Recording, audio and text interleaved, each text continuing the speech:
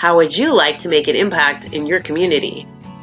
How would you like to help someone that you know who's been a victim of some type of trauma? Well, maybe it's domestic violence or something a little bit more traumatic. Retired police officer and domestic violence expert Rebecca L. Mahan created a program that has been so successful that lives have dramatically changed and people have been able to overcome significant trauma. The book, Victims Overcoming Traumatic Events, is available on Amazon and is designed for patrol officers and those who respond first to domestic violence. That includes you. You might be responding to a friend or a family member that's had to, face a very challenging situation that has been very traumatic for them.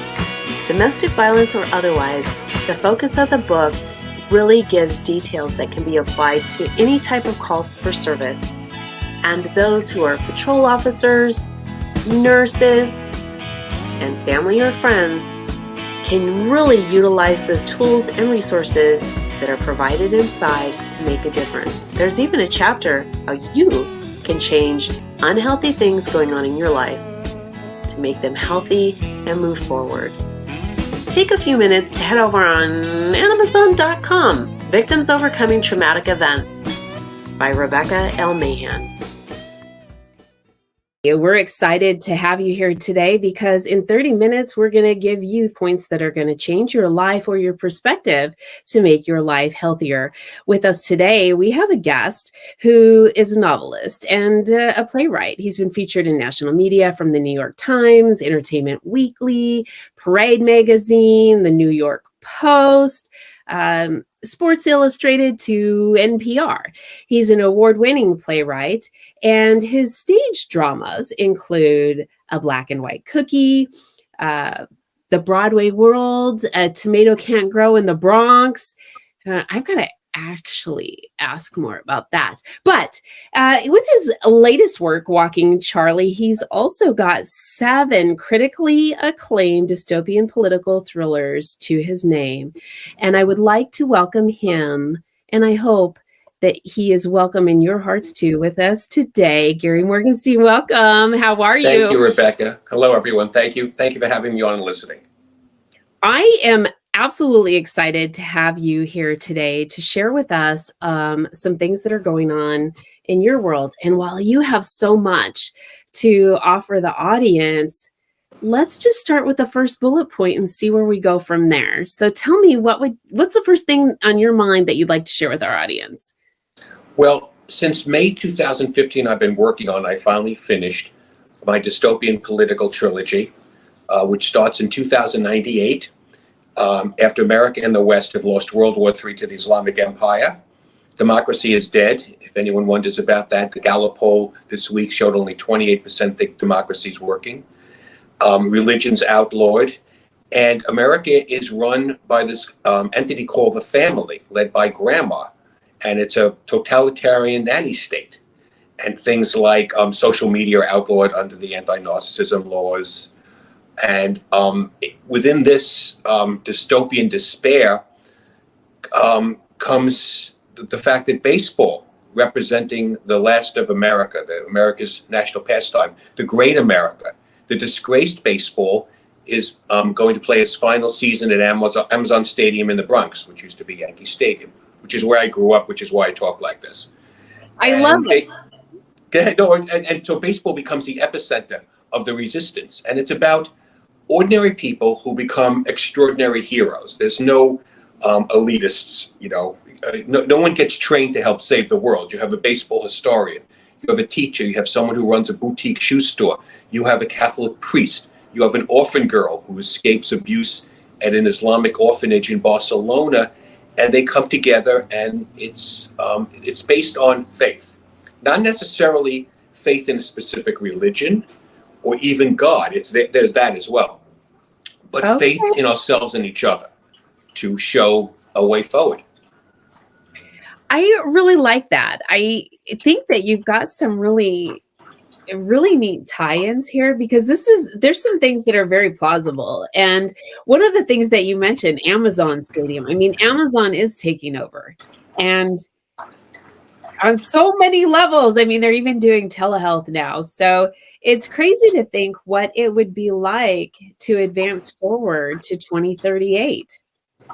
Well, the thing is about dystopian novels is you have to create your own world, which is the hard part. Okay, you have your own world with your own rules, and you can't disobey it. But it's not meant to be predictive, and it's not Okay. meant to. Okay, I mean that's the most important thing.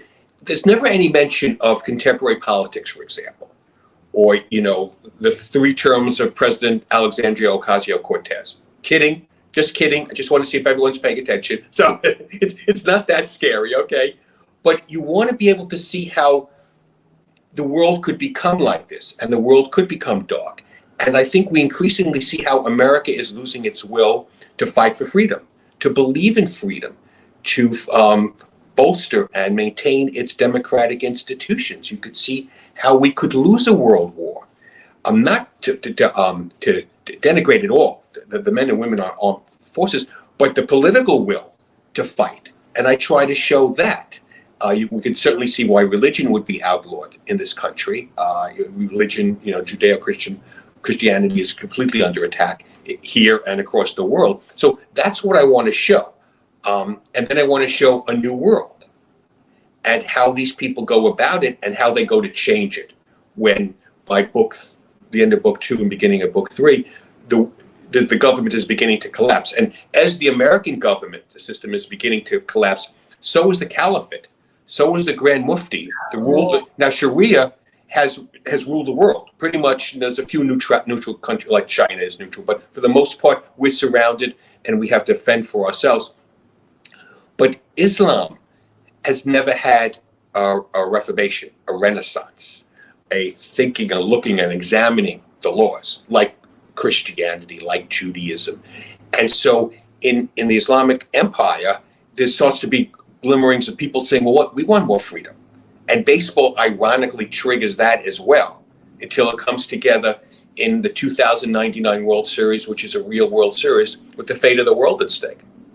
Well, there's a lot that is actually tied to or evolves around sports and how it connects in a lot of these other areas. So I really think it's exciting how all of that has been brought together in what you have been sharing. And I mean, I do really feel excited to hear about the other possibilities. And I think why this is important now is because if this is at all possible, if it's plausible, we need to be thinking about what we're doing now, such like the time when people started saying, hey, wait a minute, we're seeing too many, plastics sort of be embedded in these different areas. And we need to come to a solution that will alleviate that problem for our health. And people started adapting ways to do that, whether it was through recycling, ocean cleanup, whatever scale that it has actually culminated to now. We need to think in those terms now about what's happening and where we would like to see things in our future. Because I've got to tell you, Gary, I don't know about you, but I can sit here today after we stop talking and think, did X amount of time actually just go by? Am I really this age? This was too quick. I can't even imagine that we're talking about 2038 when I was a kid. If we were talking about that, we would think that that was so far off the spectrum, but it's not. Time goes by so quickly. And so, all right, let's go into point number 2. I can't wait to hear what else you've got to share, because there's really a lot of exciting things that you have. Well, also it's the role of the artist. And artist, I don't mean to sound too precious, the writer, someone who creates. And for thousands of years, what we've done is hold up a mirror to society and say, you've got to address this. And sometimes it's anger. But I think in these polarized times, just to segue, because I often do, you talk about thinking. We're losing the ability to think in our society, Rebecca. For the first time in generations, IQ scores have dropped. That's terrifying. It's true. Reading comprehension scores are down to the lowest level since I think 1990, math to 1970, which means that this generation of students are not as smart as the previous generation, which flies in the face of what civilization should be about. So how do we, as writers and as entertainers, how do we reach people? You don't point the finger and say, oh, you voted for, you believe in. What you must do, first of all, is create characters who are flawed, who are like people. That's true. The most represented demographic in American society are human beings. Forget the hyphenations. Okay, That we is all have so hyphenations, true. right? But we are many things, but not people. We're not viewed as people because the elite, the politicians, the media, they gain nothing out of us all, grabbing our pitchforks and saying, oh, wait a second. That they don't want that. They don't want people to come together. So what I try to do is, even when I have characters whom I don't agree with, okay, whose point of views, for example, I disagree vehemently with, it's incumbent upon me, it's not up to me to say they're bad. It's up to you to say, as the reader, as the viewer, to decide what they're like. And you must be honest, because we've also reached a point where you can no longer explain something, because if you explain something, you're accused of agreeing. It's like, no, wait, well, how did Trump win in 2016? Oh, yeah, for Trump. People lose their minds, right? But you can't have reasoned discussion. So writers, we have to create characters who might offend people, not purposely. I don't believe in gratuity like that. But so we see everyone with all shades. But then to show ultimately that there's no finger pointing, there's no accusations, we have to show through the darkness. And right now we are in dark times, that there's a light. And that's what artists must do. And that's what I try to do in my novels and my plays. I can totally agree with what you're saying. I think that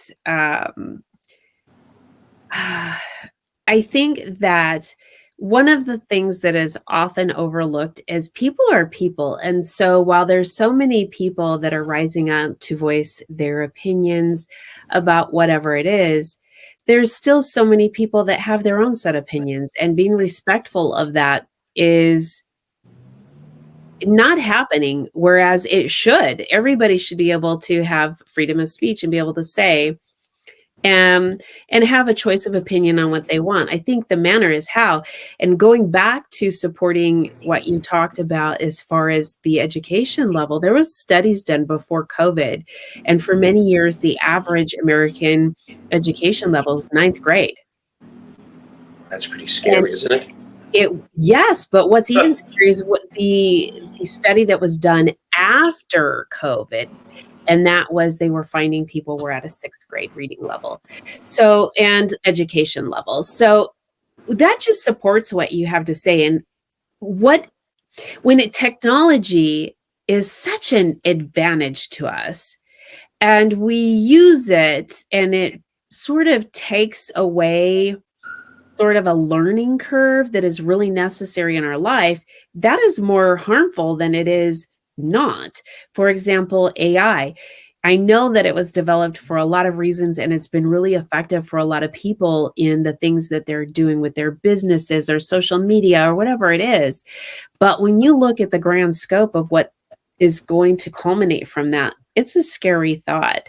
All right, so we've got to move to your third point. And I am really excited because there's so much more that you and I could talk about. And I want to go into so many things now, but I know we're limited for time. So do tell me, what is the third thing that we can talk about with the audience and share with them? Well, the fact, by the way, you mentioned AI. So in my novels, America becomes so complacent, almost like the Roman Empire, and that the World War III resumes against the Islamic Empire, but they'd rather the robot armies fight. They don't want to fight anymore. And I think, you see the ease, which I try to show, that people will give up their responsibilities. And I think what we must have is more individual responsibility. But with individual responsibility comes the possibility of failure. And we're not challenged enough, right? It's not. Yes. you know, it would be nice if everyone had the same equal, abilities, but I was never able to be a Major League Baseball player. I would have loved to have been a Major League Baseball player. I didn't have the talent. I have the will, and I hustle, but not, we all have our skills, and we have to accept that we have our skills, but we also have things we can't do. And I think we've reached a point in our society where the questions of merit are being Yes. degraded, and that's really bad. Sometimes you're going to fail, and you're not going to get, a 98. But we're doing away with grading. We're doing away with what kind of standards we hold our children up to, and it seems to be, in the woke culture, well, that protects people. No, it makes people, whoever you're trying to protect from failure, not willing to take the step, because all great inventions, all great moments come from hard work. People say to me, "Oh boy, I'd love to write a novel. I have a great idea." I say, "Well, yeah, you're willing to do all the hard work?" Do you know? I mean, my last novel, A Dugout to Peace, in manuscript form, was 910 pages. It's a long sucker, It was supposed to be That a is a long 4-book. one. Yeah. It's originally supposed to be a 4-book series, and the publisher said, we really prefer trilogies. I say, well, then book 4 is going to be a lot bigger than you thought. Well, I did 9 drafts of that. 9? Yes, that's a little, maybe a little neurotic, but also I feel that my name's on it, and also the reader. If someone is spending money and spending time to read my book, or spending money on a ticket to come see my play, they deserve the best. Agreed. Okay. I agree with you. There is nothing like the mind of a person who puts their imagination on paper. Yes. And everything that is being brought through AI is just a compilation of different things that have come from different places over time. But your originality, your passion, the things that you want to evoke in someone's senses can be done through yourself, and not relying on a computer. So I agree with you. Well, and yourself. Again, that's it. Because I have my creativity, okay, but you do, exactly as you said, you do want to spark in other people. Look, you read a book, all right, and I describe some character. Well, the way I see it isn't the way you're going to see it. Your blue is not my blue, right? And I could describe a mountain at night. You're going to have a totally different background, but you have to think about it. And that's what we have to do. But we are so worried in our society now about offending people. It goes down to humor. The very basis of humor is you're making fun of someone, a pie in the face. Now, you don't have to be vicious, okay? There's a line to be crossed. But you go back to like old school comedians, the 30s and 40s and 50s and 60s, they didn't swear. They didn't talk about drugs or alcohol or sex. It was stories about the human foibles. And those are the best movies. And you also see this reflected in movies. Hollywood box office attendance has dropped since 2019, 20%. It's not just COVID. People want to see stories about people. And because that's who you identify with, whether it's a movie, a book, right? Oh, that's what I was just going to say. If you can identify with it, I think that's really, you're capturing, you're encapsulating life experience. Yes. And what's really neat about that, and I think we forget this oftentimes, and why it's so important to develop relationships, because we all go through certain things. We all, despite, no matter what we look like on the outside, we're wired as people, and we have emotions and perceptions, and we're going to feel a lot of things. Oftentimes, we kind of feel like we're the outsider, that we're writing solo when we don't have support or an understanding that somebody else has gone through what we have, and that there are resources out there or other people who can empathize with what we're saying. So this is, I think, super important. I can tell you that not too long ago, I got to be a screener for a film festival, and it was exciting because that took me to a place to be able to ask myself a lot of questions. What's the writer trying to convey? What am I seeing and what am I like? There was just so many different Yeah, things that made me think through what I was watching. And yes, there's times we can just sit and we want the TV on or we want to watch a movie just to sort of escape. sure. But how much is it when you can really get into something and figure out what the writer Yes. is trying to convey, just like what you're doing? I love this. Yes. And people, and you talk about, and we so underestimate our ability to identify with people who are not us. In one of my plays, Tomato Can't Grow in the Bronx, it's about a Jewish working class family in the 1960s. And when we would have talkbacks after the performances, it was a very, mixed crowd. I mean, all different people, races and ethnicities and religions. And people say, well, that was like my father. Well, my grandmother was like that. Mm-hmm. And that's what we need to do. We need to, as I said before, reinforce that. And you have to reinforce, but you have to be open and you have to be honest. When you read a book, it should be designed, or a play, a movie, as if, you're eavesdropping. You're seeing, you go to a theater and you see people there on stage.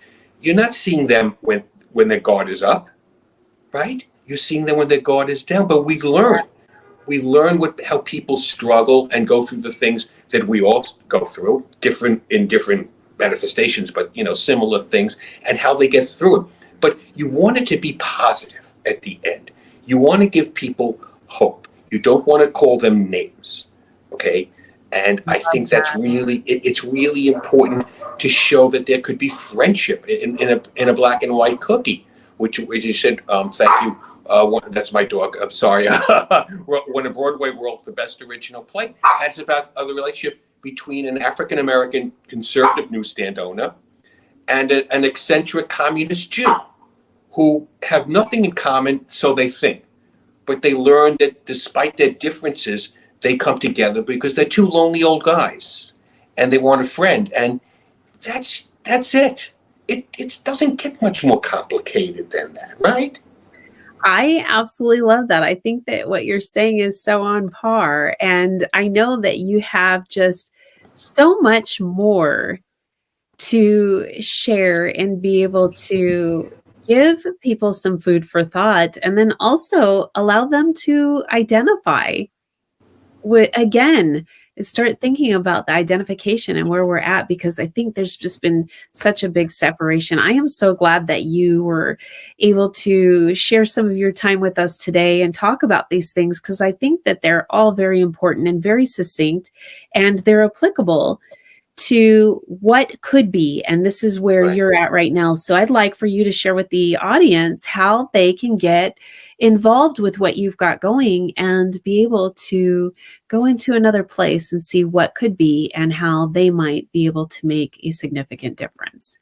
Well, my novels are A Mound Over Hell, which was called 1984 Meets Shoeless Joe, and A Fastball for Freedom, which was called The Dystopian Field of Dreams, and A Dugout to Peace, which was I think they call it Powerful and Imaginative. And you could get them at Amazon and Barnes and Noble and wherever fine books are sold. And you could read about them more at my publisher's site, bhcpress.com. And I'm on Facebook, I guess, as me. I never know when you say, isn't it just your name, and Instagram, your name, and Gary Morgenstein, and then Twitter at Writer Gary. I love it. Thank you so much for your time with us today. And I want to thank all of you who are watching and listening out there. And you can find us all over. And if you have questions or you have suggestions, we want to hear about it. Rebecca Mahan at publicist.com is where you can send any information you'd like. And you'll find me, Rebecca L. Mahan, all over social media. Thanks for tuning in today.